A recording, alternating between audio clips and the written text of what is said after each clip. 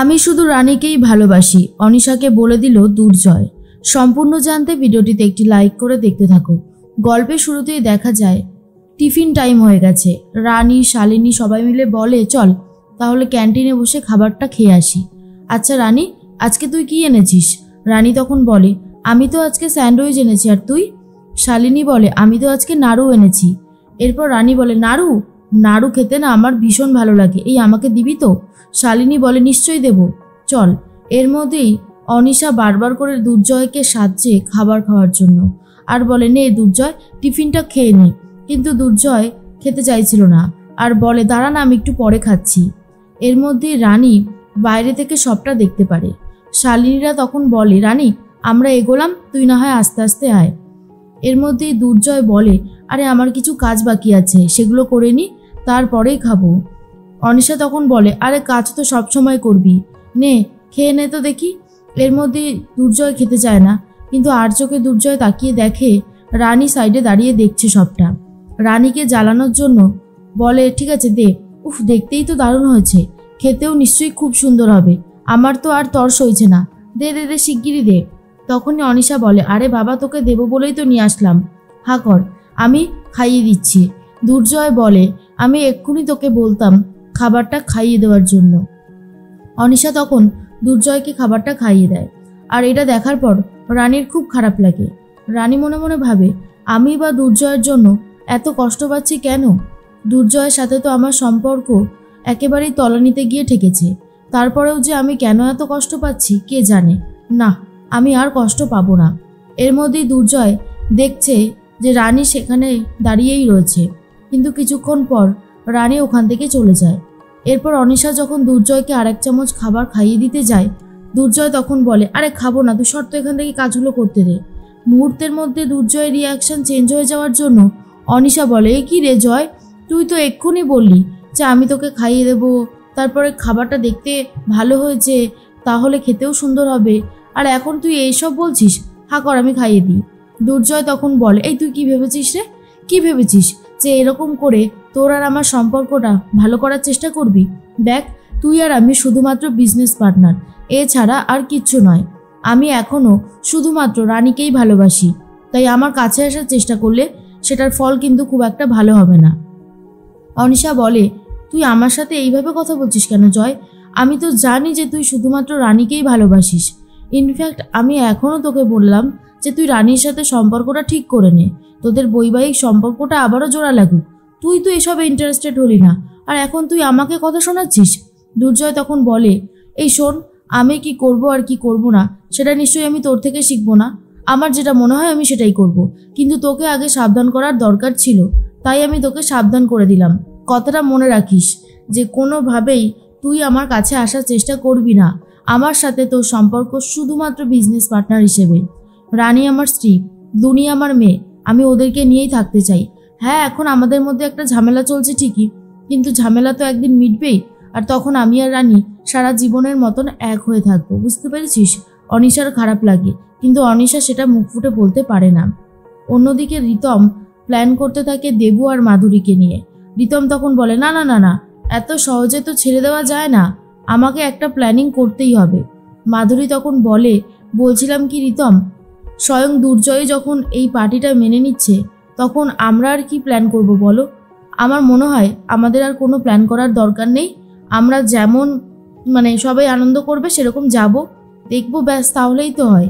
দেবু তখন বলে মেজদি ভাই একদম ঠিক কথা বলেছে রিতম, তুমি আর এসবের ঝামেলার মধ্যে থেকো না।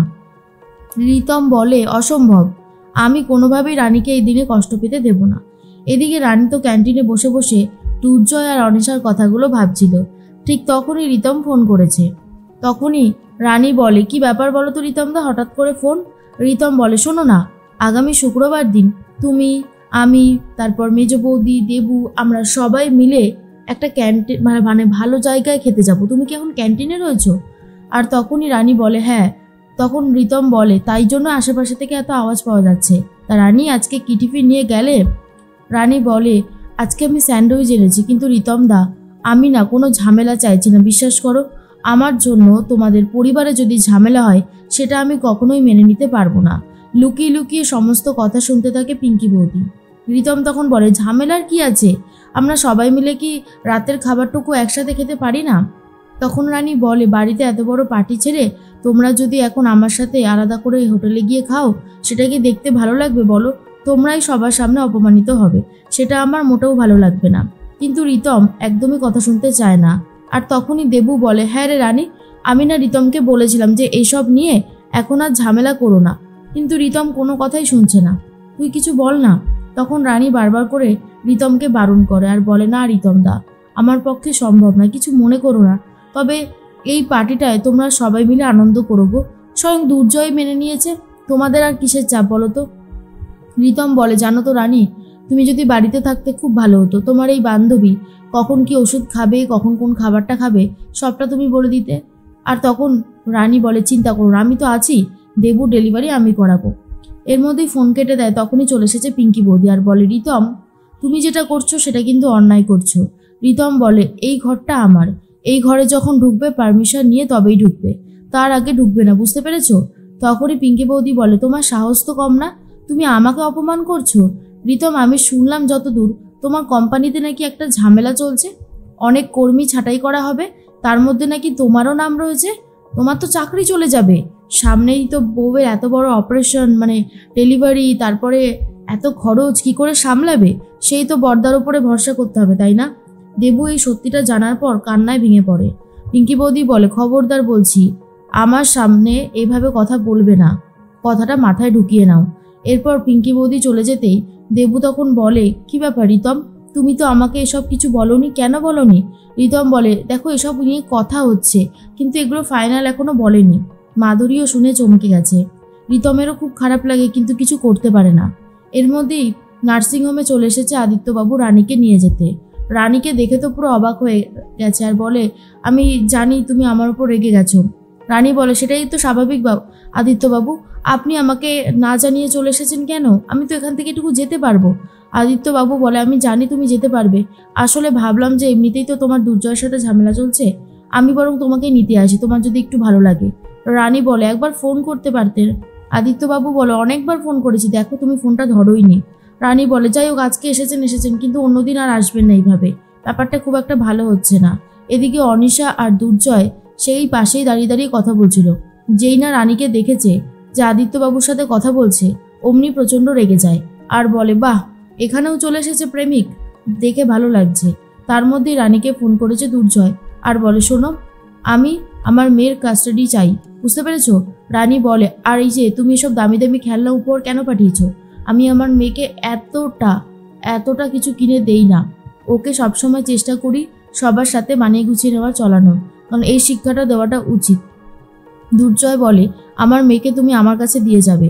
রানী বলে, অসম্ভব, দুনিয়া আমার মেয়ে, তুমি আমার কাছেই থাকবার, এটা নিয়ে যে ঝামেলা হতে চলেছে সেটা কিন্তু খুব ভালোভাবেই বোঝা যাচ্ছে।